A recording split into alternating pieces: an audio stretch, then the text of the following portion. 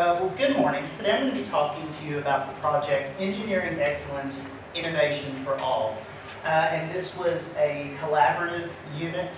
I'll talk a little bit more about that as we go through.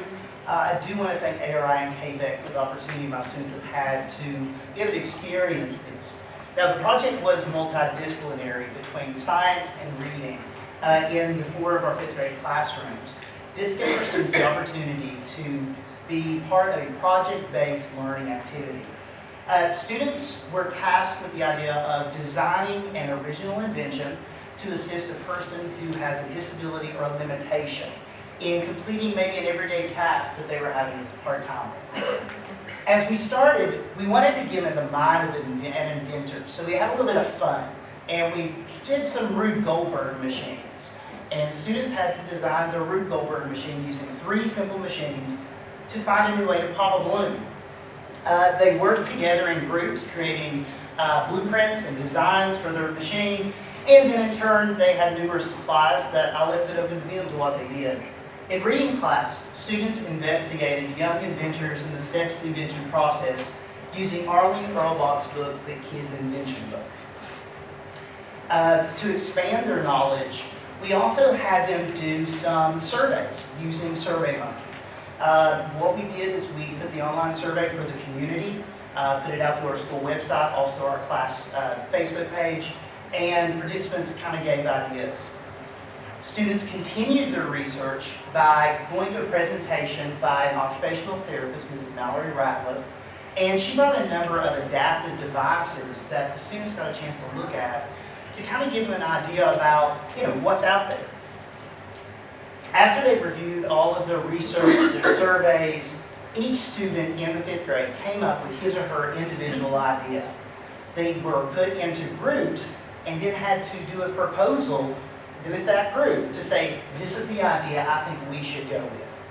They looked at a number of constraints to come up with what they thought was the best invention project.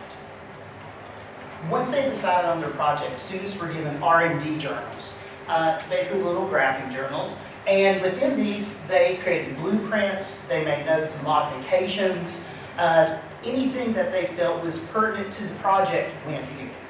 Now, through my ARI grant, I purchased the EV3 Lego Mindstorms robotics kits. And I wanted all the students to have the opportunity to decide, is this something I can use to create my invention? So they got a chance to build as well as do some programming. Now, not all students needed the Lego kits. Mrs. Carter, with her grant, got the MakerBot Replicator Mini Compact 3D Printer. Okay?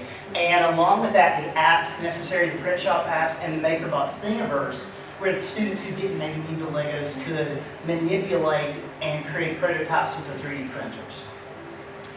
This is the MakerBot in action, and I don't know if the video will kind of work here if I need to hit it. There we go, it is running. And this is actually creating one of the projects the kids had, actually.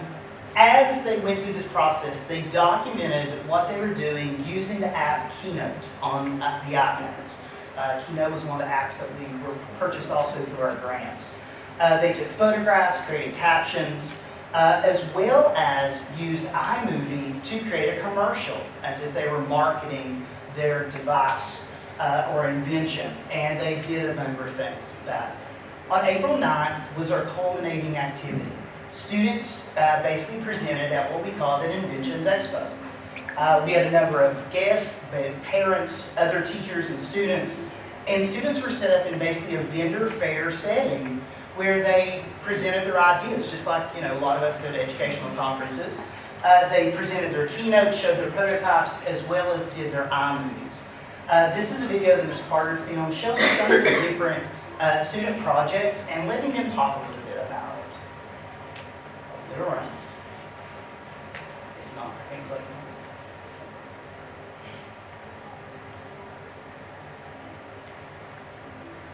it. Yes. We are the All-Stars. We made the amazing bracelet.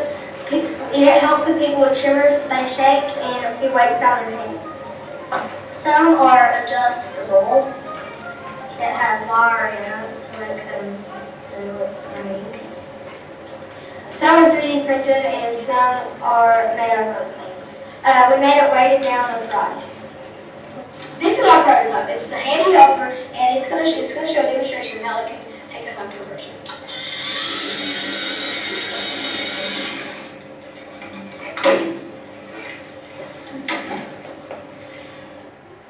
This is an invention. It is called the attachment.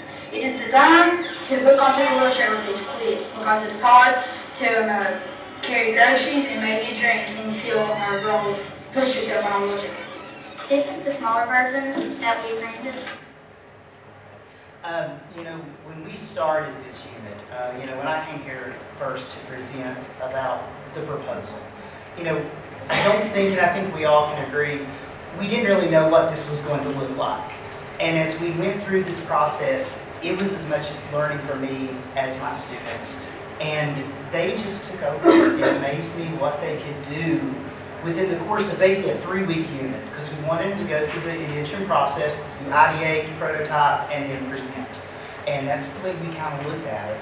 And they really took to it, and we let them go. We let them decide. And we did have some that decided not to use the 3D printer or the Legos. They decided for their invention, they were going to bring things. So we had students using a lot of different products they brought from home. As you heard the lady say with the bracelets, they 3D printed some of those, but then they also made others to be able to print different weights. They wanted to have that opportunity. As I said, this was a huge process for us. This is our first year moving into this realm. Our principal is very proactive, wanting to look into STEM. And honestly, KVAC has been really excellent. Ms. Katrina Sloan has been so excellent about helping us through this process. And it's just really been great. Thank you all very much.